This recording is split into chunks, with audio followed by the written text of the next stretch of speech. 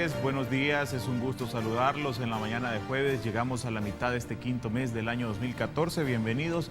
Es un gusto para un servidor saber que está del otro lado del televisor, está en sintonía del canal 33. Muchísimas gracias. Esta mañana en la entrevista Perspectivas vamos a hablar de temas que tienen que ver con los números, con la solicitud que hacía el presidente de la República para la emisión de bonos y además las reformas tributarias que ayer explicaba el ministro de Hacienda, Carlos Cáceres, serán enviadas pronto a la Asamblea Legislativa.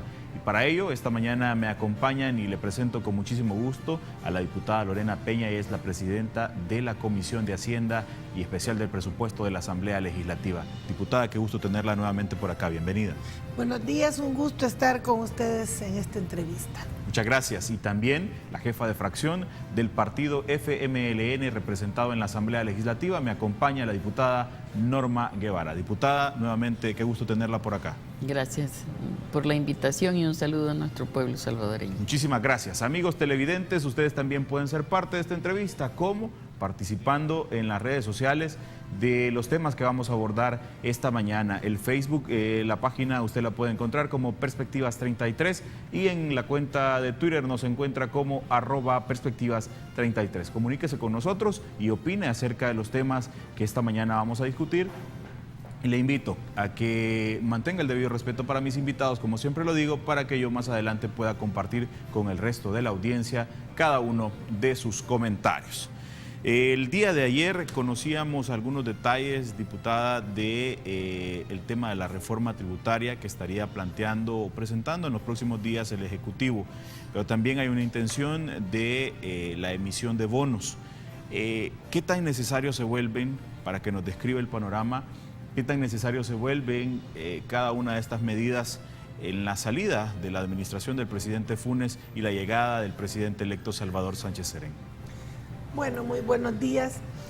Yo veo bastante positivo de que el gobierno está presentando un conjunto de medidas que están orientadas al saneamiento y mejor administración de las finanzas públicas, porque no solo plantea una emisión de bonos para reconvertir deuda de corto plazo, sino que también nos plantea medidas para combatir la evasión y la elusión fiscal y por otra parte una ley de responsabilidad fiscal que ya estaría abordando medidas para el control del crecimiento del gasto. Entonces es como muy interesante el conjunto de medidas que estamos listos para discutir en los próximos días en la Asamblea Legislativa. Con relación a los bonos, en el año 2009, cuando Arena nos entregaba, el 22 de mayo del 2009, en aquella ocasión hubo necesidad de emitir autorizaciones de deuda por 2.753 millones de dólares. Como un acuerdo llamado de stand-by, me parece. No, no fue el acuerdo de stand-by, sino que fue un acuerdo legislativo, ¿verdad? Eran 5 decretos, los pueden buscar del número dictamen 15 al 19 de la legislatura pasada de la Comisión de Hacienda. ¿Y por qué fue necesario en aquella vez? Y por cierto, nadie dijo nada de que eso era desorden, aunque eran 2.753 millones en un solo día. Bueno, eso era necesario por la mala administración de las finanzas públicas. Ya desde aquel entonces Arena dejó un saldo en rojo de 400 millones de dólares, que no se reveló sino hasta que recibió el presidente Funes. Entonces yo veo de que si al cerrar el presidente necesita pagar deuda de corto plazo por 800 millones de dólares, en realidad ha reducido la necesidad de este tipo de cierres en 1.900 millones de dólares y yo eso lo celebro. Pero diputada, ¿y dónde queda la emisión de bonos que se hizo también allá en el 2012 de 800 millones de dólares? Es que es correcto, mire, aquí nosotros tenemos varios problemas para este año. La Corte Suprema de Justicia nos ha quitado ingresos, nos abolió el FONAT, nos abolió el impuesto a la telefonía y nos abolió el pago a cuenta, el cobro del impuesto mínimo del 1% sobre ventas brutas a las empresas que declararan pérdidas, que por cierto son de las más grandes del país y de las multinacionales. Entonces, ahí ya tenemos un problema de disminución de ingresos objetivo. El presupuesto se hace sobre una base y la Corte nos quita fuentes de financiamiento. Ahí tenemos un problema. Luego hay otro problema. Este gobierno ha venido reduciendo la brecha entre el presupuesto real y el presupuesto declarado, porque nosotros nos encontramos con que en cada presupuesto había un desbalance justamente del orden de 800 millones de dólares. ¿Por qué? Porque no incluye la devolución del IVA a los exportadores, no incluye las notas de crédito, ni incluye las provisiones que de un año se corren para el otro. Entonces, a mí me parece de que ha venido reduciendo con bastante persistencia estas dificultades y llegamos pues a un cierre donde hay que pagar letes, ¿verdad? Es importante que se paguen letes, pero al mismo tiempo se generen nuevos ingresos para seguir acortando la brecha que hemos planteado, y una ley de responsabilidad fiscal, que no es para recortar gastos, sino para recortar el crecimiento del gasto, ¿verdad? Usted menciona que, por ejemplo, habían o hay impuestos que la Corte Suprema de Justicia hizo a un lado, por ejemplo, el del FONAT, el de las empresas que se declaran con pérdidas al final de año. Las estimaciones de recaudación pueden de llegar estos, a los 100 millones de dólares. ¿Y era suficiente o es cercano al número de lo que ahora estamos hablando? Si usted le agrega de la devolución del IVA, como le he planteado, y las provisiones que se corren año con año, y si no se cumple la tasa de crecimiento, con más razón, entonces llegamos a una cifra más o menos que ronda esa realidad. Diputada Guevara, hay frases o expresiones que se escuchan de lo que puede significar esta emisión de bonos o las reformas tributarias, y hay una que dice es dejar limpia la mesa. No sé si usted comparte esa idea, pero me gustaría escuchar si dice se va a limpiar la mesa, ¿qué es lo que tiene esa mesa actualmente entonces para dejarle limpia a la nueva administración del presidente Salvador Sánchez Serén? Tiene razón en fijarse en lo peyorativo de describir las cosas. No hay suciedad en la mesa, por lo tanto no hay que limpiar. Mire, lo que hay es desajustes entre las necesidades pendientes de financiar y los ingresos, tanto en el pasado como los actuales. Y esto se origina no por el gobierno actual únicamente. Yo le voy a traer a cuenta aquí que en el 2009 al 2014, de deuda externa, este gobierno ha tenido que pagar la deuda heredada de anteriores gobiernos por un orden de $4.082.400.000, deuda externa. Y en deuda interna ha tenido que pagar $1.290.400.000, que juntos suman $5.372.800.000. Hablo del pago de la deuda, porque ahora se habla con mucha frecuencia en los medios de los ingresos por tributos y del endeudamiento, pero se pasa por alto intencionalmente que parte del presupuesto se consume en pago de deuda heredada. Ningún centavo de la deuda contraída durante estos últimos 4 años y medio, 5, estamos pagando en esto, porque casi todos los créditos tienen un mínimo de 5 años de gracia. Nosotros en las administraciones areneras quedamos comprometidos a un pago de deuda hasta el año 2035, de acuerdo a la programación oficial del entonces Ministerio de Hacienda bajo la administración de Arena. Entonces, como comprenderá, pagar una pesada deuda, enfrentar una crisis como la que se enfrentó y además hacerle frente a otra deuda más grande, que es la deuda con la gente, la deuda del Hospital de la Mujer, la deuda del Hospital de Santa Teresa, las carreteras, la deuda de la ex calle de Holguín, ahora Monseñor Romero, la deuda con la educación y con la salud. Ha requerido un plan que desde 2009 se le llamó un acuerdo macro, que contenía elevar la presión tributaria, porque no hay otra manera de resolver esas deficiencias, sino elevando la presión tributaria, quiere decir la cantidad de tributos que el Estado necesita tomar de la economía, porque veníamos con un 12% y estaremos llegando con esta reforma cerca del 17%, que es lo que en el 2009, no hay ninguna improvisación, el presidente Funes y sus ministros, en este caso el secretario técnico y el ministro de Hacienda, presentaron a la nación como una proyección.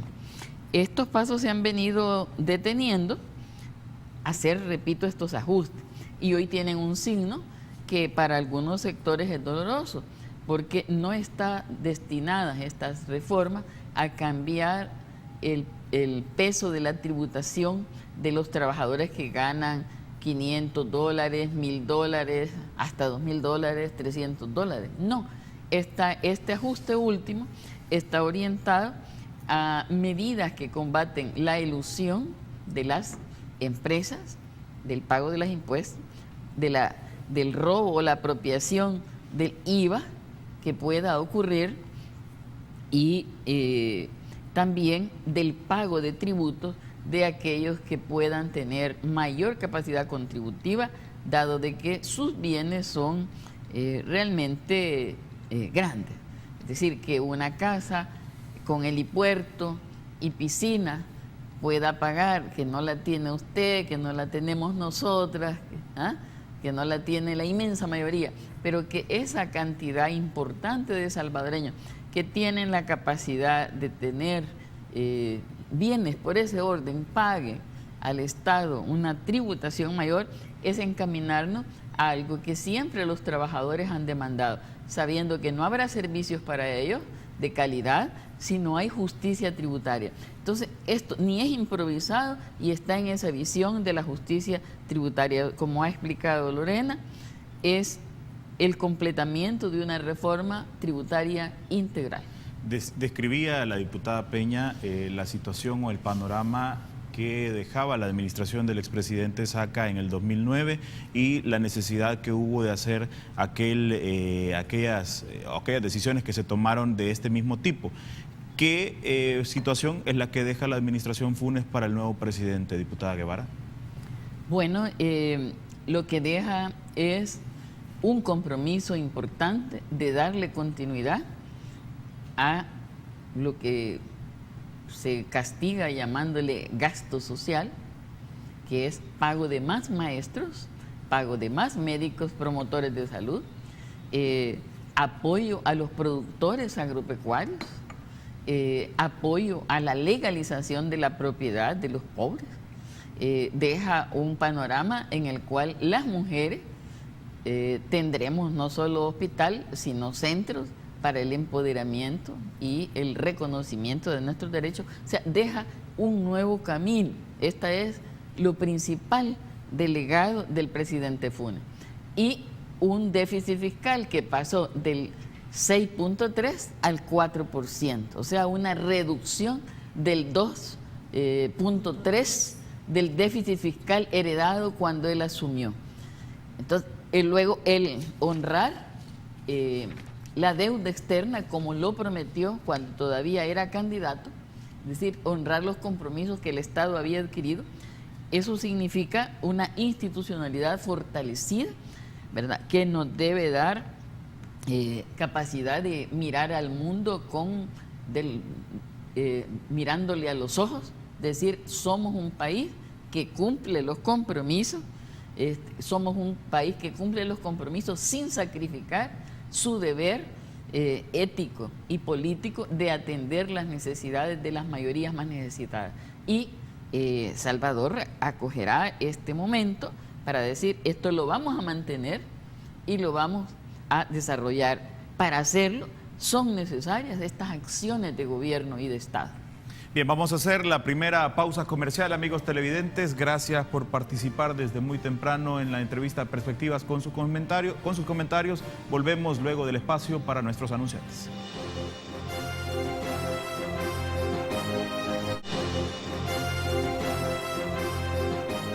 Amigos, gracias por quedarse con nosotros. Estamos esta mañana conversando con las diputadas del FMLN, Lorena Peña, y también la diputada Norma Guevara, hablando acerca de las propuestas que enviará pronto el Ejecutivo, que tienen que ver con la emisión de 800 millones de dólares en bonos, y también las reformas tributarias que el día de ayer explicaba o daba más detalles el ministro de Hacienda, Carlos Cáceres. Diputada Peña, ¿de qué tan importantes se vuelven y qué situación viviría la nueva administración gubernamental si no se logra el consenso en la Asamblea Legislativa y son aprobadas esta emisión de bonos y además las reformas tributarias? Bueno, salidas tendrá que buscar el gobierno de la República para cualquier dificultad que se presente, pero yo confío en que estudiando más en detalle estos proyectos finalmente puedan ser aprobados en la Asamblea Legislativa. Es importante destacar que en la reforma también viene una reforma al Código Tributario para darle más transparencia a la información tributaria, porque hasta ahora es un misterio, no sabemos, la ley prohíbe, ¿verdad? En el artículo 28 del Código Tributario se prohíbe que la población sepa quiénes deben, y entonces no hay sanción moral para los que deben. Pueden pasar de personas muy decentes y estarle robando al fisco. Entonces la Contraloría Ciudadana es importante. Entonces, en esta reforma que viene al Código Tributario, un punto clave es la transparencia, porque está planteando que los fallos que tengan en Hacienda, o sea, las resoluciones firmes que tenga Hacienda sobre resultados de evasión o elusión tributaria, sean publicados. Lo mismo en la sala de lo contencioso administrativo, que es para donde se van a apelar los que no quieren pagar cuando ya los derrotan en juicio en Hacienda, ¿verdad? Entonces, esa presión social sería muy interesante para que la población informada sepa quién le compra, quién no le compra, y pueda haber una sanción no solo penal, sino moral para los evasores. También como solicitud dentro de esta propuesta, el Ministerio pide que se retome el debate del delito fiscal, porque no puede ser que si una persona se roba un peso en la pasada de una parada de buses, le cae una gran pena, pero si usted le roba al Estado, no tiene sanciones penales, sino que hay un laberinto administrativo para evadir la sanción penal. Esta petición la hizo desde el 2009 el gobierno de la República y no ha podido ser resuelta. Ojalá en esta ocasión podamos resolverlo. Y le quería agregar algo más. Usted le preguntaba a mi compañera Norma qué otro legado deja este gobierno del presidente Funes. Mire, uno importantísimo es que liberó del pago de impuestos sobre la renta a 220,000 personas, ¿verdad?, que ganaban hasta $500. Es decir, en este gobierno se cumplió que las personas de más bajos ingresos que no pagan impuestos sobre la renta, solo pagan el IVA, o sea que sí son contribuyentes, pero se les quitó la carga del impuesto sobre la renta.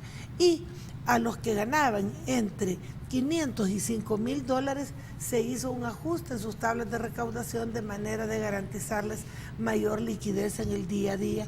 Es decir, que sí, en estos 5 años se cumplió la deuda social, se mejoraron los indicadores macroeconómicos como son el déficit, la presión tributaria, pero también se mejoró, aunque modestamente tenemos que avanzar en equidad tributaria. Las reformas actuales también tienen ese sello de mayor equidad tributaria, porque están orientadas a los altos contribuyentes o a los que lavan dinero y no declaran al fisco, y que por la vía del control de liquidez y el impuesto a las transferencias se van a ver en la necesidad de declarar al fisco, ¿verdad? Y desde un margen de dinero que no afecta, digamos, a la clase media, mucho menos a la gente de salario mínimo.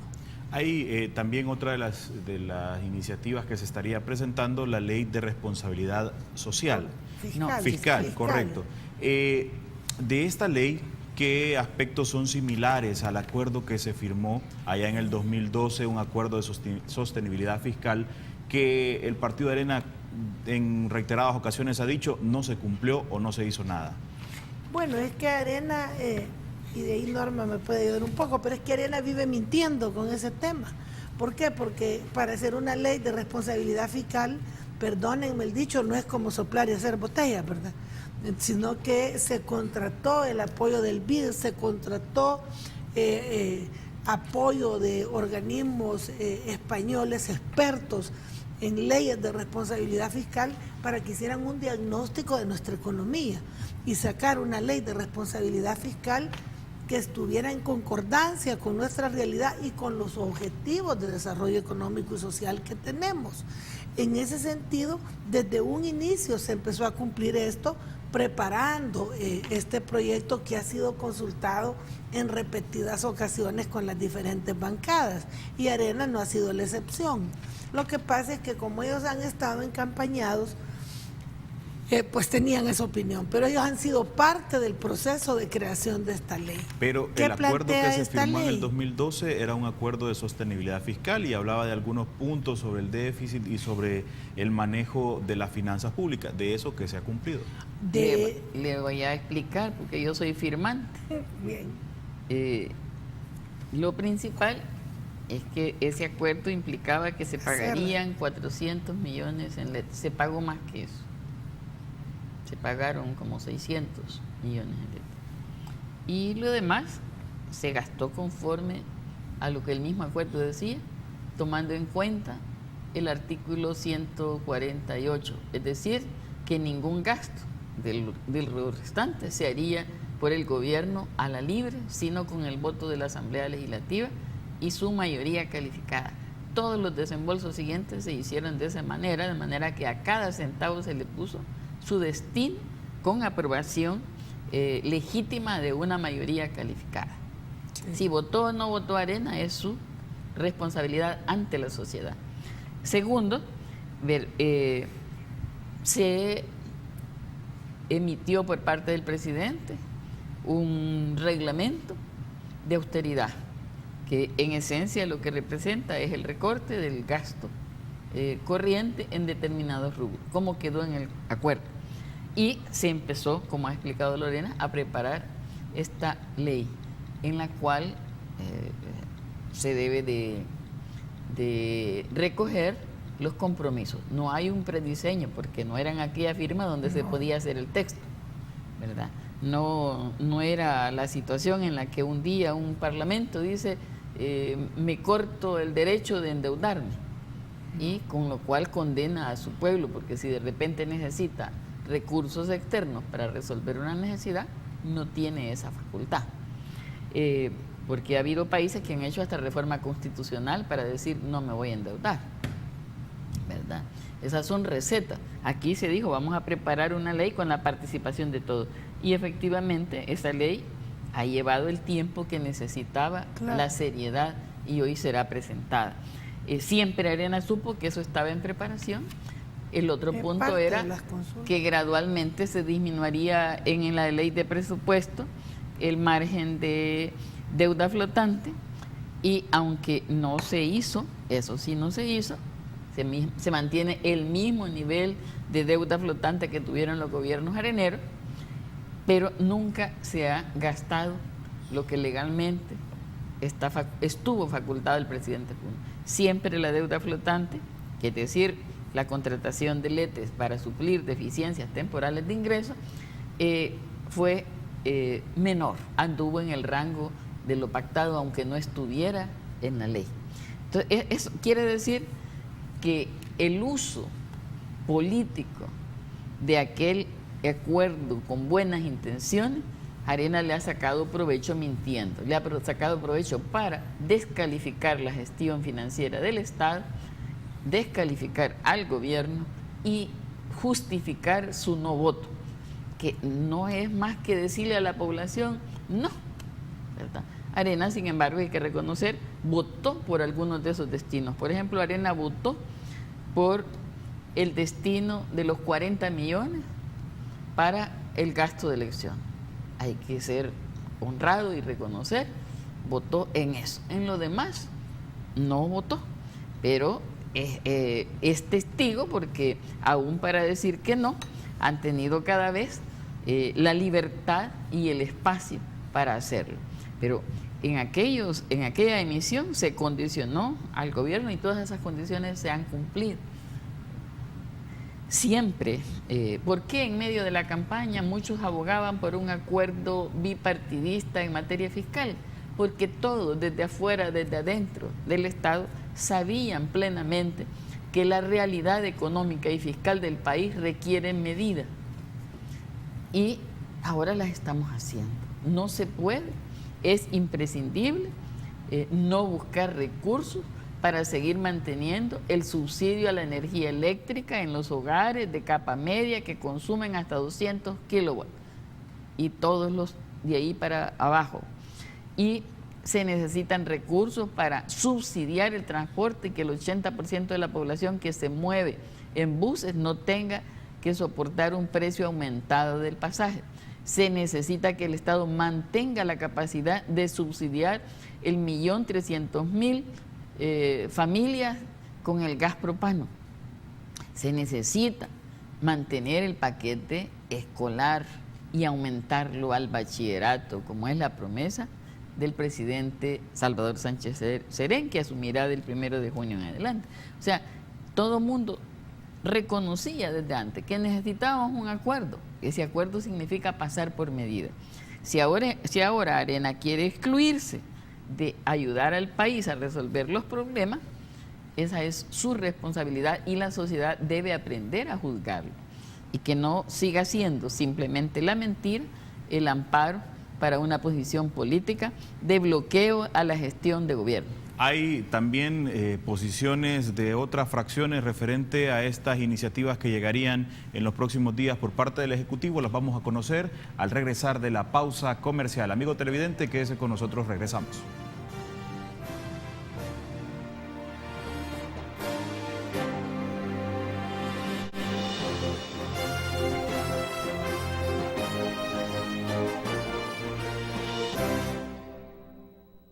La respuesta es un no rotundo al consultarle a los partidos políticos si le aprobarán al gobierno la reforma que está solicitando. Por razón de que estaría afectando directamente en nuestra consideración a las capas medias de nuestro país.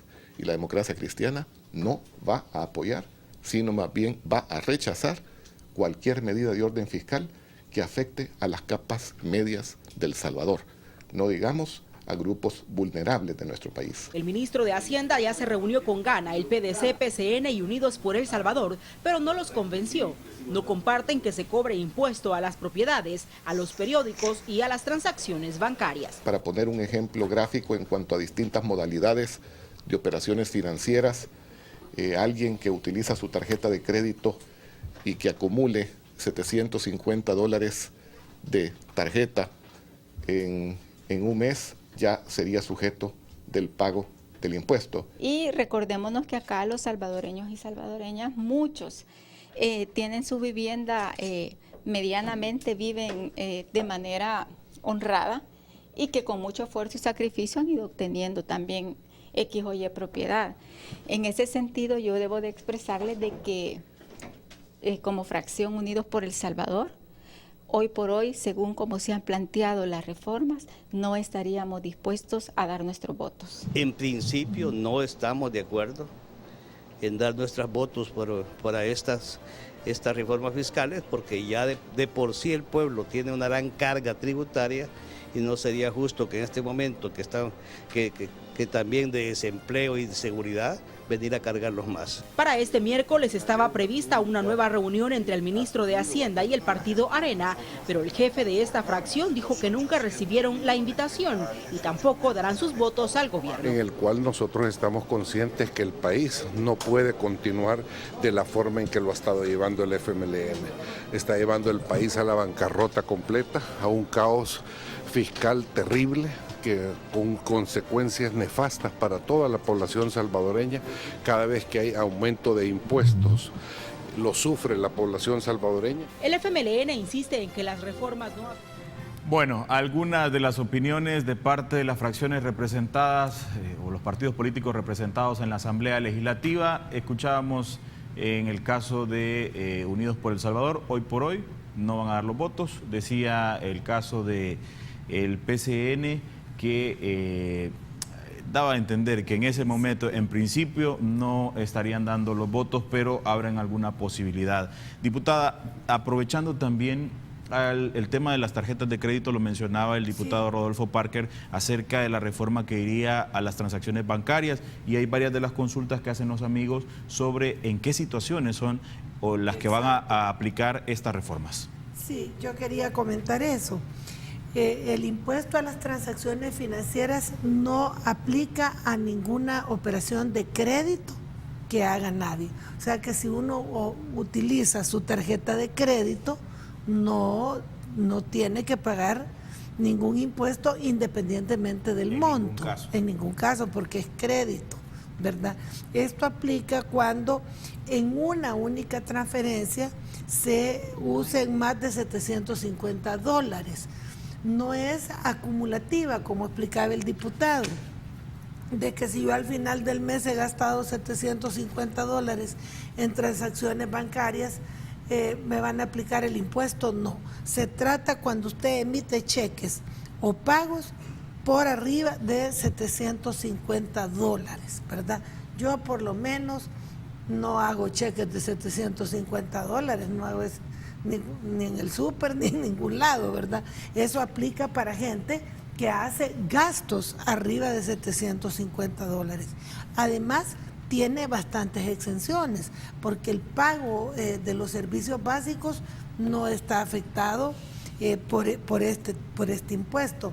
El pago de deudas tampoco está afectado, queda exento de este impuesto. De manera que solo se aplica cuando usted hace, digamos, transferencias a otra persona o pagos en transferencias bancarias por arriba de $750 que no tengan que ver con pago de servicios, ya sea municipales, ANDA, luz, teléfono, agua, todo eso. Y cuando también se trata de pago de préstamos, no aplica, ni aplica a la tarjeta de crédito, porque eso es crédito. Usted en ese momento no está pagando nada, sino que el banco le está haciendo a usted un préstamo cuando usted usa la tarjeta de crédito. Entonces esto no tiene que ver con afectaciones a la clase media. ¿Un pago de vivienda, por ejemplo, que es la consulta que hace un amigo televidente también? Sí, tampoco, porque es préstamo, o el alquiler se refiere él. Solo consulta que si es comprar una vivienda, dice. No, si es pago de préstamo, de vivienda o de lo que sea, no paga. Y si es alquiler, solo que pague arriba de 750 mensuales. Pero no creo que la clase media pague $750 mensuales de alquiler de vivienda. Diputada Guevara, escuchábamos al resto de fracciones mencionar su posición referente a esto que se ha conocido sería presentado en los próximos días. ¿Qué esperaría en los próximos días escuchar del resto de fracciones cuando se vaya conociendo poco a poco el tema de la emisión de los bonos y además el tema de las reformas tributarias? Bueno, yo esperaría que todos actuemos, o la mayoría al menos, actuemos conforme a las necesidades del país. Todos se han pronunciado semanas antes o meses antes de contribuir, su voluntad de contribuir en todo aquello que puede beneficiar al país. Y este problema de las finanzas públicas, que no es nuevo, es uno de los problemas en los cuales se pone a prueba nuestra voluntad y nuestra coherencia con lo que hemos afirmado antes. Yo esperaría que en la medida que no hemos tenido las iniciativas dentro de la Asamblea, una vez las tengamos, el análisis empieza y todos nos oiremos nuestros argumentos, y incluidos los que ahora anticipadamente se han pronunciado en negativo. porque nunca ha sido fácil, ni será fácil, resolver problemas tributarios, pero requiere verdad, valentía política, honradez y sobre todo un compromiso con las mayorías a atender este tipo de necesidades. Yo confío en que una vez tengamos las iniciativas se esclarezcan dudas, por ejemplo esta que acabamos de oír, de que la acumulación de gastos por el orden de 750, si es honrado es por falta de información, pero si es malicioso para crear una predisposición en otros es negativo y hay que aclararlo. Y aquí tengo por lo menos el borrador, no ha llegado todavía, pero le voy a leer las exenciones. Están exentos de este impuesto el retiro de efectivo de cuentas de depósito, tanto en cajeros electrónicos como en las oficinas de las entidades del sistema financiero, pago de bienes y servicios por medio de cheque, el uso de tarjeta de débito y transferencia bajo cualquier modalidad o medio tecnológico cuyo valor trascienda a una operación igual o inferior a $750. Los pagos que realizan los tarjetavientes en el sistema de crédito, los pagos de seguridad social y previsional, los pagos acreditados y transferencias realizadas por el Estado, municipalidades, autónomas, seguro social, bueno, todo lo que es estatal, las misiones diplomáticas, los organismos internacionales, los fondos de pensiones, los usuarios de zonas francas para que no los vayan a engañar, depósitos de perfeccionamiento activo o parques o centros de servicio. El pago de remuneraciones a trabajadores, incluidas indemnizaciones, el pago de préstamos por parte de los clientes a entidades del sistema financiero. Fíjese, los desembolsos de préstamos destinados para capital de trabajo que estén abajo de 50,000. Las transferencias entre cuentas de depósito de un mismo titular, o sea que si usted tiene dos cuentas, una en un banco y otra en otro, y hace una transferencia, tampoco paga. La constitución de reserva de liquidez para que no asusten con los bancos. Los pagos de los servicios de suministro de agua, energía eléctrica, todo eso. Las operaciones de inversión y emisiones que efectúen el mercado primario de la Bolsa de Valores. Las transferencias hasta el exterior con importaciones y bienes y servicios relacionados a la actividad productiva y remesa. Y las transferencias provenientes desde el exterior, acreditadas a cuentas de beneficiarios, remesas familiares o pago de bienes o servicios. Quiere decir que esto, como explicábamos al principio, protege a la mayoría, pero va destinado a aquellos que tienen capacidad de mover grandes sumas de dinero y no pagan. Ese es el espacio que queda cuando uno lee todas las exenciones.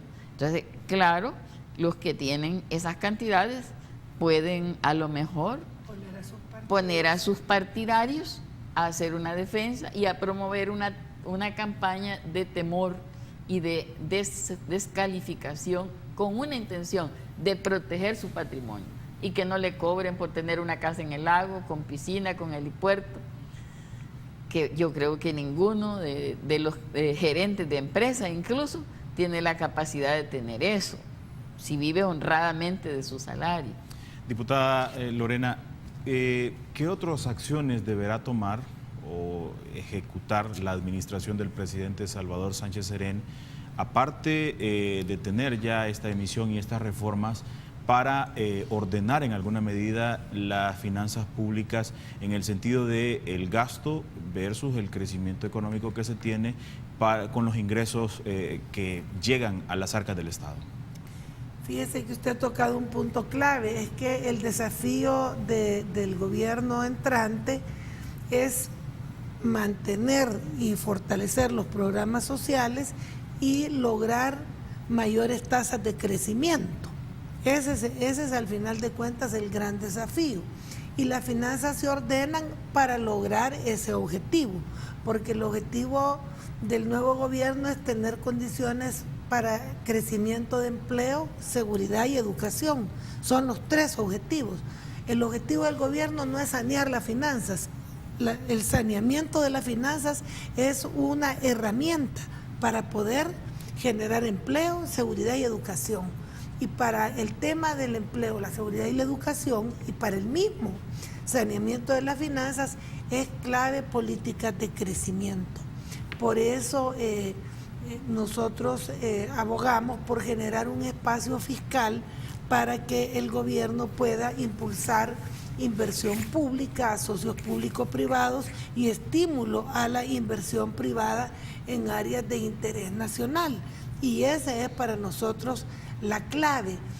Si solo pasamos saneando finanzas, pero no hacemos un esfuerzo sostenido, serio y eficaz, o sea, que dé resultado en materia de crecimiento económico, pues el país siempre va a tener dificultades, porque la fuente fundamental de los recursos públicos para los programas sociales es el desarrollo de la economía. Y ese es como el enfoque principal del profesor Sánchez Serén, y ese es su compromiso, ¿verdad? Por eso ha planteado, por ejemplo, trabajar con Petrocaribe. Usted lo ha visto que él fue a Venezuela, yo tuve el honor de acompañarlo para hacernos de recursos de financiamiento y de mayor comercio, mayores exportaciones con Venezuela, pero también fue a Estados Unidos para terminar de amarrar lo que tiene que ver con la cuenta del milenio y el desarrollo de la zona costera en la zona oriental. Es decir, que el desafío principal es el crecimiento inclusivo, que es lo que está enfocado el esfuerzo de todo el gobierno y de esta misma reforma fiscal, porque se trata de abrirle espacio fiscal a políticas de incentivos, a políticas de inversión, a socios público-privados, porque en el asocio público-privado, ¿cuál fue la discusión de Arena? Mire cómo son, y para que la gente los conozca. Querían que el nivel de endeudamiento del gobierno fuera más alto del que venía en la ley, y lo lograron. Hicimos una reforma para que el gobierno se pueda endeudar más en asocios público-privados, es decir, que se endeude con privados.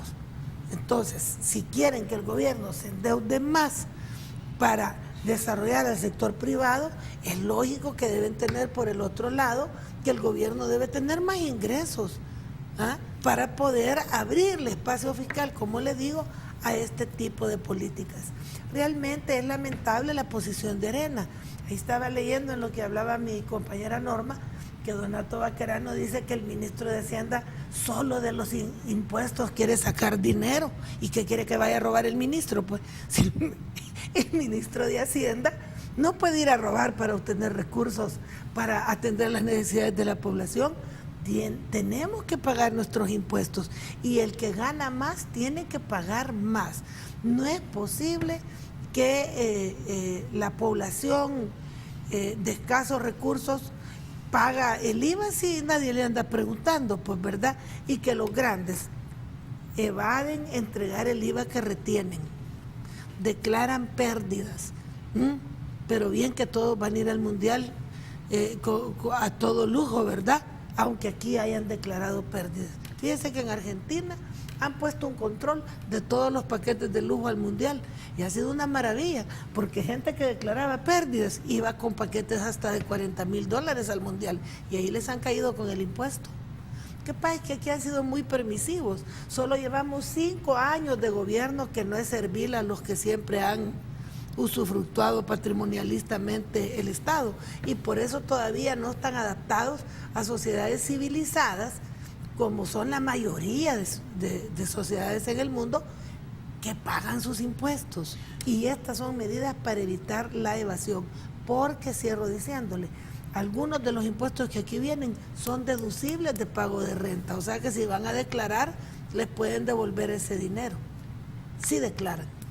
Usted mencionaba algunas de las actuaciones que ha tenido la Corte Suprema de Justicia referente a algunos impuestos. El día de ayer también la Sala daba a conocer la admisión de una demanda que tiene que ver con la transferencia de fondos entre las instituciones del Estado, y particularmente se tiene conocimiento sobre la intención que el traspaso o el acto de transmisión de mando fuese financiado por algunas de las carteras, que se había tomado de algunas de las carteras como seguridad, me parece, educación. ¿En qué situación queda entonces el evento de transmisión de mando, y al final cómo sería financiado, diputada, y si es que tiene información al respecto. De esa reforma, lo más preocupante es que dice que la Asamblea no puede reformar el presupuesto.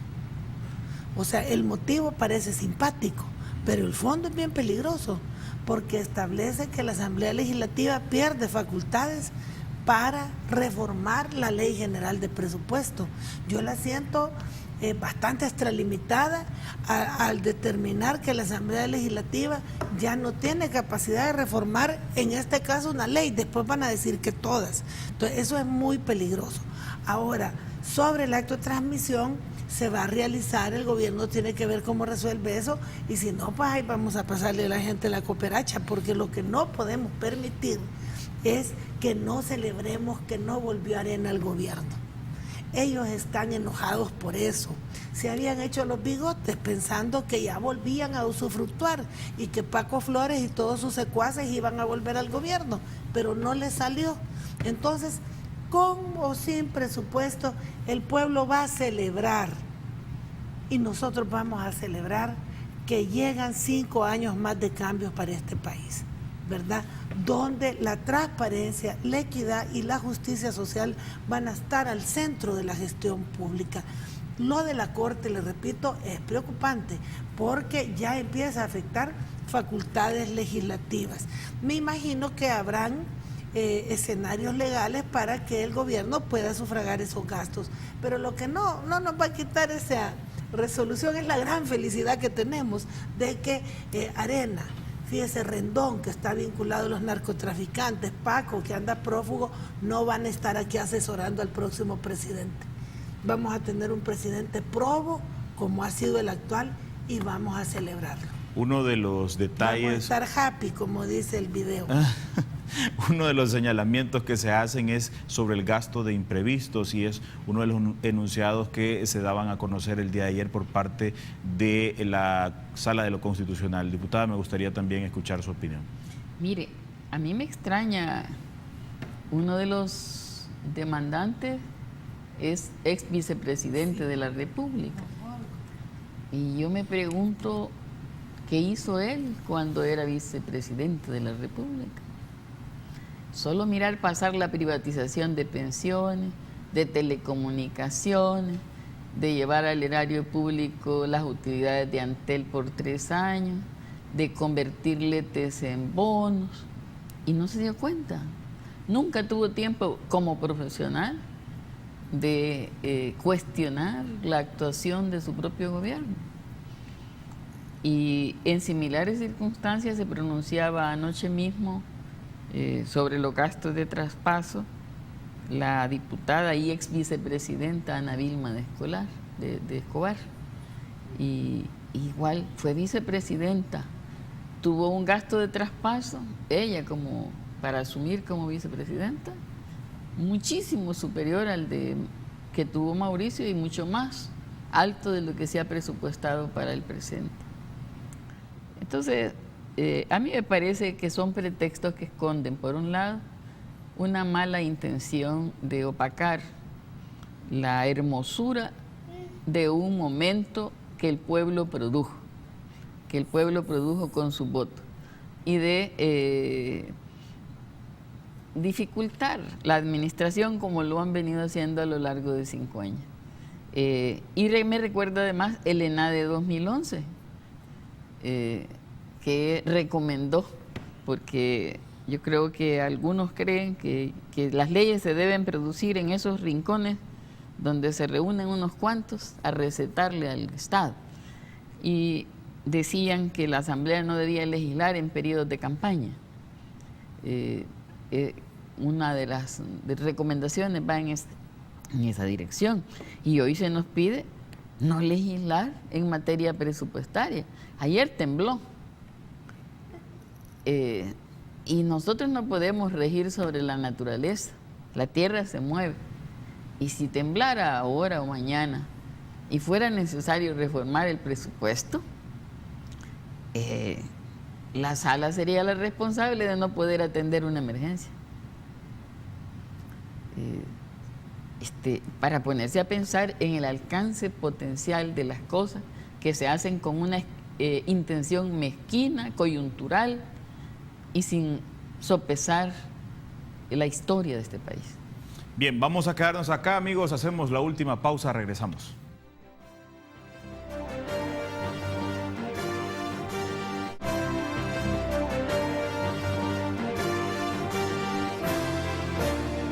Gracias, amigos televidentes, por acompañarnos. Diputadas, a ustedes también quiero agradecerles por haber venido esta mañana y compartir con la audiencia del Canal 33, y vamos a estar pendiente del ingreso de estas solicitudes por parte del Ejecutivo a la Asamblea Legislativa y el trámite mismo que tenga al interior de la comisión que usted preside, diputada.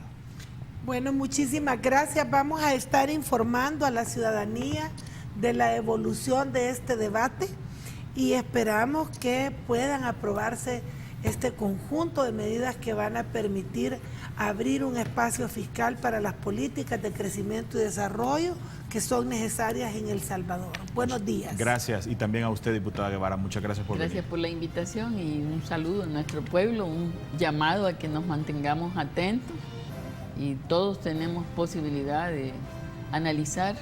Este no es un tema titulado de analistas, es un tema de intereses de la sociedad salvadoreña. Muchísimas gracias a las dos. Amigos televidentes, a ustedes también gracias por habernos acompañado. Quédese en sintonía de Canal 33. Hay más información para usted. Buenos días.